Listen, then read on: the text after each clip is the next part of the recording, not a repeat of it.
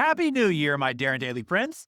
Instead of the typical musings about resolutions and setting goals for all the things that you want and want to become, I want to challenge ourselves to think bigger, outside of only ourselves, and to consider the bigger we, all of us as a humanity. What do we want? And what do we want to become? And what will that take of each of us individually? Maya Angelou composed a poem for the 50th anniversary of the United Nations in 1995 called A Brave and Startling Truth. It is stunning. More importantly, it is challenging. It is challenging you, me, and all of us to get outside of ourselves and to consider all of us.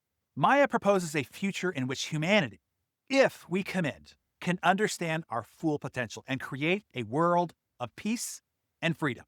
If we can accept this brave and startling truth, that is a challenge that is needed, and all of us are responsible.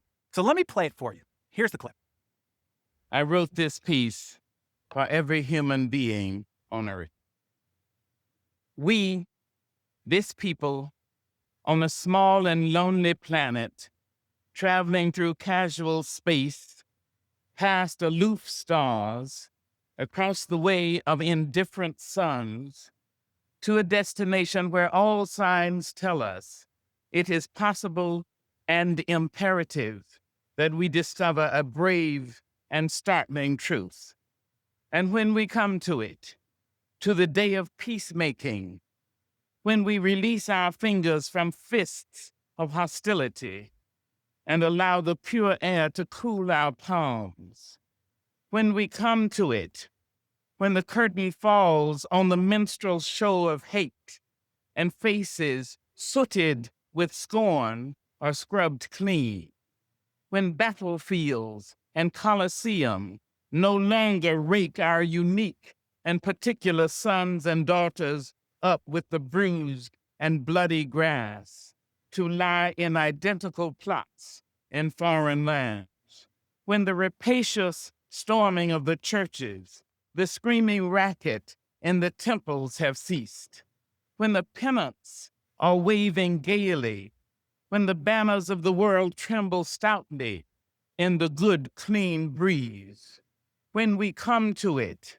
when we let the rifles fall from our shoulders, and children dress their dolls in flags of truce, when landmines of death have been removed, and the aged may walk into evenings of peace, when the religious ritual is not perfumed by the incense of burning flesh, and childhood dreams are not kicked awake by nightmares of abuse.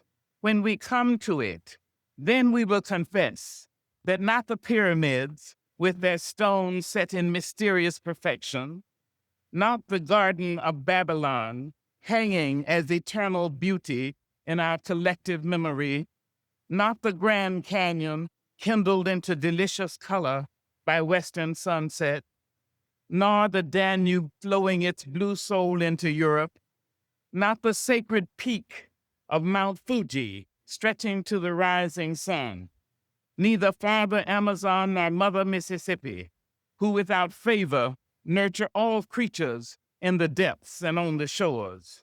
These are not the only wonders of the world. When we come to it, we, this people, on this minuscule and kithless globe, who reach daily for the bomb, the blade, the dagger, yet who petition in the dark for tokens of peace. We, this people, on this moat of matter, in whose mouths abide cankerous words which challenge our existence. Yet out of those same mouths can come songs of such exquisite sweetness that the heart falters in its labor and the body is quieted into awe. We, this people, on this small and drifting planet, whose hands can strike with such abandon that in a twinkling life is sapped from the living. Yet those same hands can touch with such healing, irresistible tenderness that the haughty neck is happy to bow.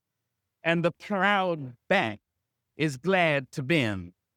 Out of such chaos, of such contradiction, we learn that we are neither devils nor divines.